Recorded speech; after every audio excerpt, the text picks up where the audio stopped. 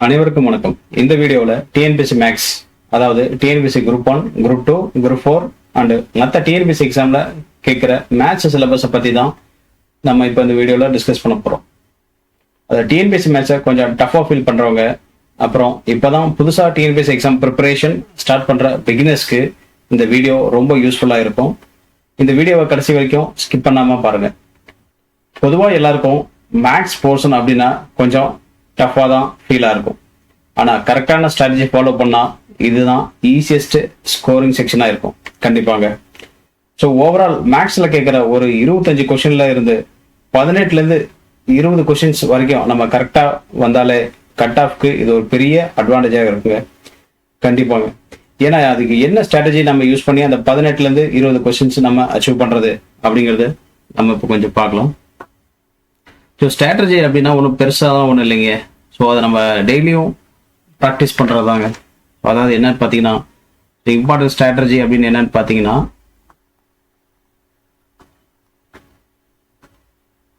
So first one ரொம்ப ரொம்ப important daily ப்ராக்டிஸுங்க, சரிங்களா? ஸோ இந்த டெய்லி ப்ராக்டிஸ் அப்படிங்கிற ஒரு ஹேபிட் இல்லாமல் நம்மளால டிஎன்பிஎஸ்சி மேக்ஸில் 18லேருந்து 20 கொஸ்டின்ஸ் எடுக்கிறதுலாம் சாத்தியமே இல்லைங்க.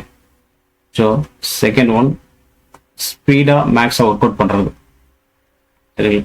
And third one shortcuts apply பண்ணி மேக்ஸை சால்வ் பண்ணி பழகிறதுங்க, சரிங்களா? ஸோ இந்த ஸ்பீடும் ஷார்ட்கட்டும் மட்டும் நமக்கு நல்லா ஃபெமிலியராக ஆயிட்டோம் அப்படின்னா, இது ரெண்டும் நமக்கு நல்லா ஒர்க் அவுட் ஆச்சு அப்படின்னாலே நமக்கு இது அப்படியே நமக்கு மார்க்ஸாக கன்வெர்ட் ஆகுங்க. அதாவது கரெக்டான கொஷின்ஸாக நமக்கு கன்வெர்ட் ஆகிடும், சரிங்களா? அதுக்கப்புறம் ஸ்ட்ராட்டஜி பார்த்தீங்கன்னா ப்ரீவியஸ் இயர் கொஷின்ஸுங்க, அதாவது பிஒய்க்யூ அப்படின்னு சொல்லுவோம், ப்ரீவியஸ் இயர் கொஷின்ஸ். ஸோ அந்த ப்ரீவியஸ் இயர் கொஷின்ஸ் ப்ராக்டிஸ் அப்படிங்கிறது ரொம்ப ரொம்ப ரொம்ப important. And then formula revision. Daily பேசிஸில் நம்ம ஒவ்வொரு டாப்பிக்கில் இருக்க ஃபார்முலாஸ் எல்லாத்தையும் நம்ம ரிவிஷன் பண்ணிக்கிட்டே இருக்கணுங்க. அது கடைசியாக பார்த்தீங்கன்னா test, mark test. So mark test நம்ம ப்ராக்டிஸ் பண்ணி பார்த்துட்டு either online R offline. So ஏதாவது ஒரு டாப்பிக்லேருந்து ஒரு 20 கொஷினோ இல்லை எல்லா கலெக்டிவாக எல்லா டாப்பிக்கில் இருந்தும் நம்ம ஒரு கொஷின்ஸை கலெக்ட் பண்ணி நம்ம அதில் டெய்லி டெஸ்ட்டு போட்டு பார்க்கறதுனால தான் நமக்கு அந்த அக்யூரசி வந்து இம்ப்ரூவ் ஆகுங்க. ஸோ இதுதாங்க ஸ்ட்ராட்டஜி. ஸோ ஸ்ட்ராட்டஜின்னொன்னே புதுசாக வேற ஒன்றுலாம் பெருசாலாம் நம்ம சொல்லிட போகிறதில்ல. ஸோ டெய்லி ப்ராக்டிஸ் கண்டிப்பாக இருக்கணும். ஸ்பீடாக மேக்ஸை ஒர்க் அவுட் பண்ண தெரியணும். ஸ்பீடானா எப்படி அப்படின்னு பார்த்தீங்கன்னா, நம்பர் ஆஃப் டைம்ஸ் நம்ம கொஸ்டின்ஸை ஃபேஸ் பண்ண அதோடைய மேக்ஸ் அந்த கொஸ்டினை சால்வ் பண்ணுறதுக்கான டைமை குறைக்கணுங்க. ஸோ அதுதாங்க ஸ்பீடு. அதாவது பார்த்தீங்கன்னா ஒரு 1 மினிட்டுக்குள்ளே ஒரு கொஸ்டின்ஸை சால்வ் பண்ணணும். 1 மினிட்டுக்குள்ளனா எவ்வளோ நம்ம சொல்லலாம் அப்படின்னு பார்த்தீங்கன்னா ஒரு 30 to 40 செகண்ட்ஸ். ஸோ இவ்வளோதாங்க. ஸோ ஸ்பீடு அப்படின்னு எடுத்துக்கிட்டிங்கன்னா நீங்கள் அந்த ஒரு கொஸ்டின்ஸை வந்து நீங்கள் ஒரு 30லேருந்து 40 செகண்ட்ஸ்க்குள்ளே அந்த கொஸ்டினை நீங்கள் கம்ப்ளீட்டாக சால்வ் பண்ணி முடிக்கணுங்க. ஸோ இது வந்து நம்ம எடுத்த உடனே ஈஸியெல்லாம் வந்துடாதுங்க. நம்ம இதுக்கு நம்பர் ஆஃப் கொஸ்டின்ஸை நிறைய ப்ராக்டிஸ் பண்ண தான் இது நமக்கு கிடைக்கும். அதுக்கப்புறம் ஷார்ட்கட்ஸ். ஸோ எல்லா கொஸ்டின்ஸ்க்கும் ஷார்ட்கட் இருக்குன்னா அப்படிலாம் கிடையாதுங்க. ஸோ ஒரு சில கொஸ்டின்ஸ் நம்ம கான்செப்டை படித்து அதை புரிஞ்சு அப்ளை பண்ணி தான் மேக்ஸ் சால்வ் பண்ணுற மாதிரி தான் இருக்கும். ஸோ ஒரு சில கொஸ்டின்ஸ்க்கு நம்ம ஷார்ட்கட்டாக இருக்குது, சரிங்களா? ஸோ ஷார்ட்கட்ஸ்லாம் அப்ளை பண்ணுற கொஸ்டினுக்கு நம்ம முடிஞ்ச அளவுக்கு அதை அப்ளை பண்ணி சால்வ் பண்ண கற்றுக்கணும், சரிங்களா? இதனால என்ன ஆகணும், நமக்கு டைம் ரொம்ப சேவ் ஆகும். ஸோ ஒரு கொஸ்டினை நம்ம கன்வென்ஷனலாக போடும்போது நம்ம ஃபார்முலா அப்ளை பண்ணி அதை தீரம் அப்ளை பண்ணிட்டு அதை சால்வ் பண்ணி பெருசாக டெரைவ் பண்ணி கொண்டு வரது கிட்டத்தட்ட ஒரு மோர் தென் ஒரு 5 மினிட்ஸ் ஆயிருங்க. ஸோ அந்த டைம் கன்சம்ஷனை வந்து நம்ம குறைக்கணும் அப்படின்னா கண்டிப்பாக நமக்கு ஷார்ட்கட்ஸ் நமக்கு அப்ளை பண்ண தெரியுங்க. ஸோ இந்த ஸ்பீடும் இந்த ஷார்ட்கட்ஸும் நமக்கு கரெக்டாக ஒர்க் அவுட் ஆகிடுச்சுனாலே நமக்கு அது அப்படியே நமக்கு மார்க்ஸாக கன்வெர்ட் ஆயிரும், சரிங்களா? அதாவது கரெக்டான கொஷின்ஸாக அது நமக்கு கிடைச்சிருங்க. கரெக்ட் கொஷின்ஸாக அது நமக்கு டெவலப் ஆகிடும், சரிங்களா? ஸோ இது இந்த ரெகுலர் ப்ராக்டிஸ் நம்ம எதில் இருந்து பண்ணலாம் அப்படின்னு பார்த்தீங்கன்னா, அந்த பிஒய்க்யூ அப்படின்னு சொல்லுவோம். அதாவது ப்ரீவியஸ் இயர் டிஎன்பிஎஸ்சியில் கேட்ட மேக்ஸ் கொஷின்ஸை எடுத்து நம்ம ரெகுலராக சால்வ் பண்ணிகிட்டே இருக்கணும். அதுக்கப்புறம் பார்த்தீங்கன்னா ஒவ்வொரு டாப்பிக்கும் ஃபார்முலா ரிவைஸ் பண்ணிகிட்டே இருக்கணும். எய்தர் எனக்கு அந்த ஃபார்முலா ரொம்ப ஃபெமிலியர் தான், அதை எனக்கு நான் கரெக்டாக பண்ணிடுவேன் அப்படி இருந்தாலுமே நமக்கு அந்த ஃபார்முலா ரிவிஷன்னால நமக்கு ஆட்டோமேட்டிக்காக இன்டெப்த்தாக அதில் இருக்கக்கூடிய ஷார்ட்கட்ஸ் என்ன, ஸோ என்னென்ன மெத்தட்ஸ் இருக்குது, என்னென்ன டைப்ஸ் இருக்குது அப்படிங்கிறது நம்மளால கிளியராக அண்டர்ஸ்டாண்ட் பண்ண முடியும். தென் ஃபைனலாக ரொம்ப ரொம்ப இம்பார்ட்டண்டான ஒரு திங்ஸ் பார்த்தீங்கன்னா டெஸ்ட் ப்ராக்டிஸ், சரிங்களா? ஸோ டெஸ்ட் ப்ராக்டிஸுங்கிறது ரொம்ப ரொம்ப ரொம்ப ரொம்ப இம்பார்ட்டன்ட். ஸோ இது இருந்தால் மட்டும்தான் நம்மளால மேக்ஸில் ஒரு 18 to 20 கொஷின்ஸை கண்டிப்பாக எடுக்க முடியும். சரிங்களா? ஸோ 18 to 20 தான் முடியும் அப்படின்னா அப்படி மட்டும் கிடையாதுங்க. நம்ம 20+ கூட நம்மளால அச்சீவ் பண்ணுறதுக்கு நிறைய சான்சஸ் இருக்கு. ஸோ இதுக்கு நம்ம மார்க் டெஸ்ட் ரெகுலராக ப்ராக்டிஸ் பண்ணிகிட்டே இருக்கணும். சரிங்களா? ஸோ இதுதாங்க நம்ம யூஸ் பண்ணக்கூடிய ஒரு இம்பார்ட்டன்ட் ஸ்ட்ராட்டஜியாக இருக்கணும். சரிங்களா? ஸோ ஒரு ப்ரீவியஸ் இயரில் கேட்ட ஒரு சில டிஎன்பிஎஸ்சி எக்ஸாம் கொஸ்டின் பேப்பரை வச்சு அனலைஸ் பண்ணதில் இருந்து எந்த டாப்பிக்கில் நமக்கு எவ்வளோ கொஸ்டின்ஸ் வந்திருக்கு அப்படிங்கிற ஒரு சின்ன ஸ்ட்ராட்டஜியை நம்ம பார்க்கலாங்க. ஸோ ஜென்ரலாக நம்ம டிஎன்பிஎஸ்சி மேக்ஸை பொறுத்த வரைக்கும் நமக்கு 2 டாபிக் இருக்குங்க. டிஎன்பிஎஸ்சி மேக்ஸ் அப்படின்னு எடுத்துட்டோம்னாலே நமக்கு 2 சப் டாபிக்ஸ் இருக்கும். ஸோ அது நமக்கு ரொம்ப ஃபெமிலியர் தான், அது நமக்கு தெரிஞ்சது தான். ஒன்று வந்து பார்த்தீங்கன்னா aptitude section and second one பார்த்தீங்கன்னா ரீசனிங் செக்ஷன். ஸோ இதில் 2ல இருந்து தான், இந்த 2 செக்ஷனில் இருந்தால் நமக்கு டோட்டலாக 25 கொஸ்டின்ஸ் வரும். ஸோ ஆப்டிடியூட்லேருந்து நமக்கு ஒரு 15 கொஸ்டின்ஸும், ஸோ நமக்கு ரீசனிங்லேருந்து நமக்கு ஒரு 10 கொஸ்டின்ஸும் வருங்க.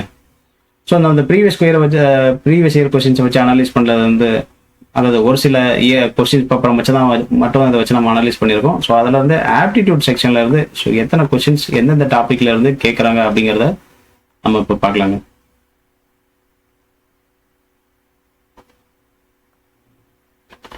ஸோ ஆப்டிடியூட் செக்ஷனில் அதை முதல்ல பார்க்கலாம்.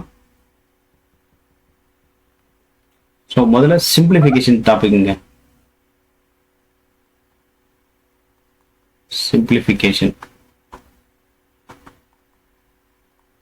அதை தமிழில் வந்து நம்ம சுருக்குதல் அப்படின்னு சொல்லுவோம். ஸோ இதில் பார்த்தீங்கன்னா முதல்ல எல்லா எக்ஸாம்லையும் கன்சிக்யூட்டிவாக ஒரு 2 கொஸ்டின்ஸ் கண்டினியூவாக கேட்டுகிட்டே இருக்காங்க இந்த டாப்பிக்ல இருந்து, சிம்பிளிஃபிகேஷன்ல இருந்து. ஸோ அதுக்கப்புறம் செகண்ட் டாபிக் பார்த்தீங்கன்னா பர்சன்டேஜ், அது தமிழில் விழுக்காடு அப்படின்னு சொல்லுவோம். பர்சன்டேஜ் ரொம்ப வெயிட்டேஜ்ஃபுல்லான டாப்பிங்க. ஏன்னா இதுல இருந்து ஒவ்வொரு எக்ஸாம்ஸ்லையும் ஒரு 2ல இருந்து 3 கொஸ்டின்ஸ் இதில் கேட்டுகிட்டே இருக்காங்க. டேரெக்டாக பர்சன்டேஜ் மெத்தட்ல இருந்து கேட்குறாங்க, இன்டெரக்டாக பர்சன்டேஜ் மெத்தடை லிங்க் பண்ணி கேட்கறதுனால ஒரு 2ல இருந்து ஒரு 3 கொஸ்டின்ஸ் இதில் வந்துடுதுங்க. அதுக்கப்புறம் பார்த்தீங்கன்னா HCF. சரிங்களா? HCF மீ பேர் பொது காரணி அப்படின்னு சொல்லுவோம். ஸோ HCFல இருந்து கண்டிப்பாக ஒரு கொஸ்டின்ஸ். அதுக்கப்புறம் LCM மீச்சிறு பொது மடங்கு அப்படின்னு சொல்லுவோம். ஸோ இதுல இருந்து கண்டிப்பாக ஒரு கொஸ்டின்ஸ் கேட்டுட்டே இருக்காங்க. அதுக்கப்புறம் பார்த்தீங்கன்னா ratio and proportion,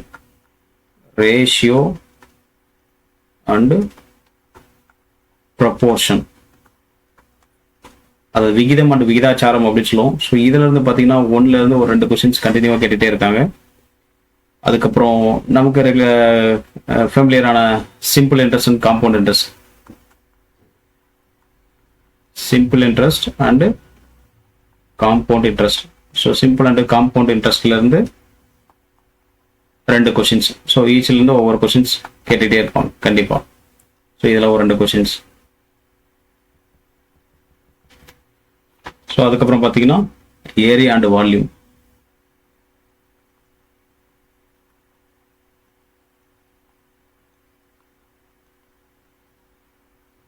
so area and வால்யூம்ல இருந்து நமக்கு ஒரு 2 கொஸ்டின்ஸ். அதுக்கப்புறம் டைம் அண்ட் ஒர்க்.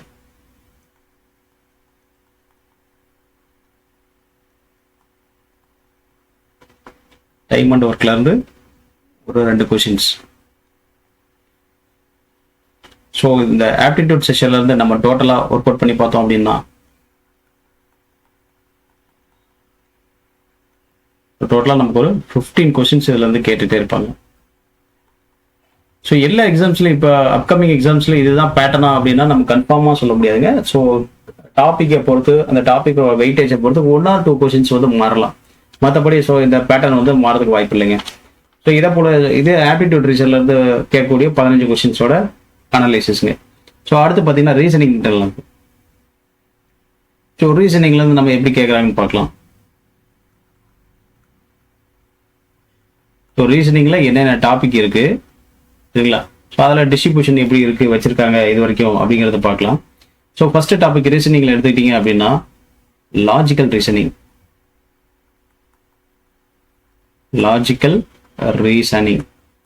அதாவது தமிழ்ல என்ன சொல்லுவாங்கன்னா தர்க்க காரணிவியல் அப்படின்னு சொல்லுவாங்க. லாஜிக்கல் ரீசனிங்ல இருந்து 2ல இருந்து 3 கொஸ்டின்ஸ் இதில் கேட்டுட்டே இருக்காங்க. ஒவ்வொரு டைமும் 2ல இருந்து ஒரு 3 கொஸ்டின்ஸ் இந்த லாஜிக்கல் ரீசனிங் டாபிக்ல இருந்து மட்டுமே வந்துடுதுங்க. So logical reasoning. அதுக்கப்புறம் பார்த்தீங்கன்னா பசில்ஸ்.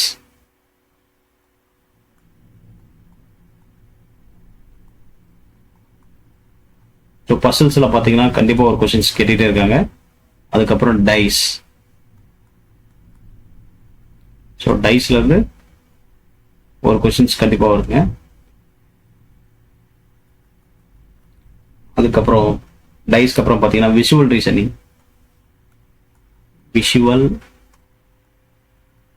அதான் விஷுவல் ரீசனிங் காட்சி காரணவியல் அப்படின்னு சொல்லுவோம். இல்லை ஒரு பிக்சர் மாதிரியோ இல்லை ஏதாவது ஒரு பிக்சரோட ஒரு ஆஃப் இமேஜை கொடுத்துட்டு அதில் மிரர் இமேஜிங் பண்ணால் எப்படி இருக்கும் அந்த மாதிரி கேட்குறதெல்லாம் கேட்டுருப்பாங்க. இதை விஷுவல் ரீசனிங்னு சொல்லுவோம். காட்சி காரணவியல் அப்படின்னு தமிழில் சொல்லுவாங்க. ஸோ இதுலேருந்து ஒரு கொஸ்டின்ஸ் கண்டிப்பாக கேட்டுகிட்டே இருக்காங்க. அதுக்கப்புறம் பார்த்தீங்கன்னா ஆல்ஃபா நியூமெரிக் ரீசனிங்.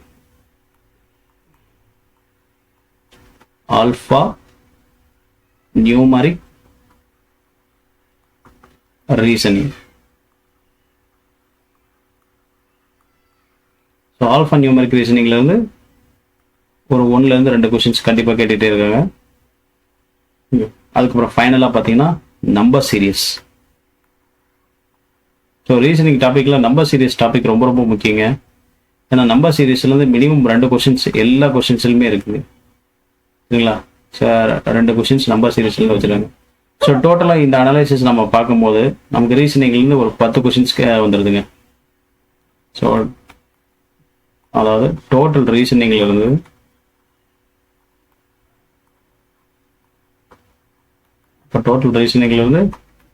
ஒரு 10 கொஸ்டின்ஸுங்க.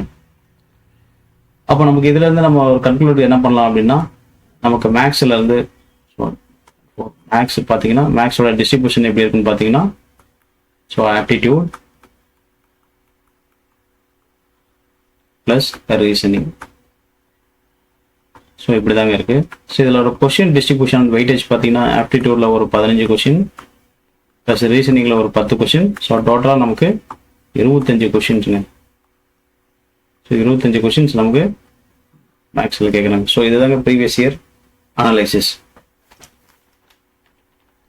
ஸோ இதுலேருந்து நம்ம என்ன பண்ணலாம் அப்படின்னா, நமக்கு ஃபெமிலியரான டாபிக்ஸ் எது, ஸோ எதில் நம்ம ரொம்ப ஃபெமிலியராக இருக்கும், எந்த டாபிக் நம்ம ரொம்ப நல்லா வரும் அப்படிங்கிறத நம்ம ஈஸியாக ஐடென்டிஃபை பண்ணிடலாம். ஸோ அந்த டாப்பிக்கில், அதாவது நமக்கு ஃபெமிலியரான டாப்பிக்கில் எத்தனை கொஷின்ஸ் கேட்குறாங்க, அதாவது ப்ரீவியஸ் இயர் அனலைசிஸை வச்சுட்டு எத்தனை கொஷின்ஸ் கேட்டிருக்காங்க அப்படிங்கிறது ஒரு கன்க்ளூஷனுக்கு நம்மளால வர முடியுங்க சரிங்களா. ஸோ மேத்ஸை பொறுத்த வரைக்கும் வெறும் ஃபார்முலா மட்டும் மெமரைஸ் பண்ண போதாதுங்க சரிங்களா. So formula memorising work out ஆகாதுங்க. ஃபார்முலா மட்டும் மெமரைஸ் பண்ணால் நமக்கு மேக்ஸை கண்டிப்பாக சால்வ் பண்ண முடியாதுங்க சரிங்களா. இப்போ என்ன வேணும் அப்படின்னு கேட்டிங்கன்னா, ஸோ ஃபார்முலாவும் தெரியணும், நமக்கு அதை ப்ராக்டிஸ் பண்ண தெரியணும், அதை அப்ளை பண்ண தெரியணும். ஸோ கொஷின்ஸ் கேட்குறாங்க அப்படின்னா அந்த கொஷின்ஸை கரெக்டாக ரீலோட் பண்ணி அது என்ன கான்செப்ட் சொல்ல வந்திருக்காங்க அந்த கான்செப்டை நமக்கு ஒரு ஸ்டேட்மெண்ட்டாவோ இல்லை அதை ஒரு ஃபார்முலாவோ மாற்றி எழுத தெரியணுங்க. ஸோ இந்த மாதிரி எழுத தெரிஞ்சாதான் கண்டிப்பாக நமக்கு மேக்ஸில் ஒரு 70% நம்ம கிளியர் பண்ண மாதிரி. அதுக்கப்புறம் நம்ம அதை தப்பு இல்லாமல் சால்வ் பண்ணி கால்குலேட்டர் இல்லாமல் அதை சிம்பிளிஃபை பண்ணி அதை நம்ம ஆன்சருக்கு கொண்டு வர வைக்கணுங்க சரிங்களா. ஸோ இந்த டோட்டல் விஷயத்தையும் நீங்கள் எவ்வளோ பண்ணணும்னா லெஸ் தென் 1 மினிட்ல பண்ணி முடிக்கணுங்க சரிங்களா. ஸோ லெஸ் தென் 1 மினிட்ல நீங்கள் அந்த கொஷினை சால்வ் பண்ணிடணும் சரிங்களா. ஸோ ஸ்பீடாக பண்ணணும், சிம்பிளிஃபிகேஷன் ப்ராப்பராக இருக்கணும். சிம்பிளிஃபிகேஷன் மீன்ஸ் உங்கள் அந்த சம்மை உங்களுக்கு சிம்பிளிஃபை பண்ணி தருவீங்க. அது ஈஸியாக டேபிளை வச்சு நம்ம படிக்கிறதோ இல்லை அதோட ஸ்கொயர் ரூட்டை ஈஸியாக கண்டுபிடிக்கிறதுங்களோ, ஸோ இந்த மாதிரி விஷயங்கள்லாம் நமக்கு ஃபெமிலியராக இருந்தால் மட்டும்தான் இது நமக்கு சாத்தியமாகுங்க சரிங்களா. ஸோ மேத்ஸ் அதான் நம்ம சொன்ன மாதிரி வெறும் ஃபார்முலா மட்டும் மெமரைஸ் பண்ணிட்டு வச்சுட்டோம்னா நமக்கு போதாது. ஏன்னா ஒரு சில கொஸ்டின்ஸ்லாம் இப்போ எப்படி கேட்குறாங்க அப்படின்னா, ரீசெண்ட் டேஸில் நமக்கு அப்ளிகேஷன்ஸ் ஓரியன்டாக கேட்குறாங்க. ஸோ நம்ம ஃபார்முலாவும் தெரியணும், அதில் ஸ்டேட்மெண்ட் படித்து புரிஞ்சிக்க தெரியணும், அந்த ஸ்டேட்மெண்ட் என்ன கேட்க வராங்கிறத நம்ம ஃபார்முலா வச்சு அப்ளை பண்ண தெரியணும். ஸோ இந்த மாதிரி பேட்டர்னில் தான் இப்போ வர கொஸ்டின்ஸ் எல்லாமே இருக்குது சரிங்களா. ஸோ இதுக்கு ரொம்ப இம்பார்ட்டன்ட் என்னன்னு பார்த்தீங்கன்னா, ஒரே மாதிரியான மாடலில் மினிமம் ஒரு 10 to 15 சம்ஸாவது நம்ம ப்ராக்டிஸ் பண்ணியே பார்க்கணுங்க சரிங்களா. இதில் ப்ராக்டிஸ் இல்லைனாலும் வேலைக்கே ஆகாது சரிங்களா. நம்ம என்னதான் நம்ம எனக்கு ஃபார்முலா தெரியும், நான் ப்ரீவியஸ் இயர் கொஸ்டின்ஸ் எல்லாம் நான் பார்த்துட்டேன் அப்படின்னு போனாலுமே அது வேலைக்கே ஆகாதுங்க.